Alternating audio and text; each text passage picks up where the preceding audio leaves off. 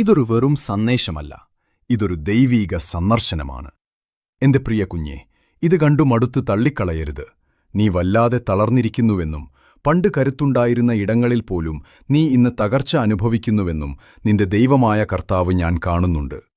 മറ്റാരും ശ്രദ്ധിക്കാത്ത നിന്റെ നിശബ്ദമായ പോരാട്ടങ്ങളെക്കുറിച്ച് എനിക്കറിയാം. എന്നാൽ ഒരു കാര്യം നിന്നെ ഓർമ്മിപ്പിക്കാൻ ഞാൻ ആഗ്രഹിക്കുന്നു. നീ ബലഹീനനല്ല, നീ ഉപേക്ഷിക്കപ്പെട്ടിട്ടില്ല. എന്റെ ആത്മാവ് നിന്റെ ഉള്ളിലുണ്ട്. നീ ഇപ്പോൾ കടന്നുപോകുന്നത് ഒരു ശിക്ഷയല്ല, അതൊരു ഒരുക്കമാണ്. ഞാൻ നിന്നെ ഉള്ളിൽ നിന്ന് ശക്തനാക്കുകയാണ്.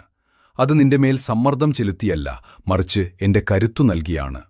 ആ ശക്തി നിനക്ക് ചുറ്റും മാത്രമല്ല, അത് നിന്റെ ഉള്ളിൽ വസിക്കുന്നു. പുറമെയുള്ള അംഗീകാരത്തിനല്ല, മറിച്ച് നിന്റെ ഉള്ളിലെ കരുത്തിനനുസരിച്ചാണ് ഞാൻ നിന്നെ ഒരുക്കുന്നത്. നീ ഈ കാലഘട്ടത്തെ അതിജീവിക്കുക മാത്രമല്ല, ഇതിലൂടെ പുതിയൊരു വ്യക്തിയായി മാറുകയാണ്. എന്റെ പുത്രനായ ക്രിസ്തു നിന്റെ ഹൃദയത്തിൽ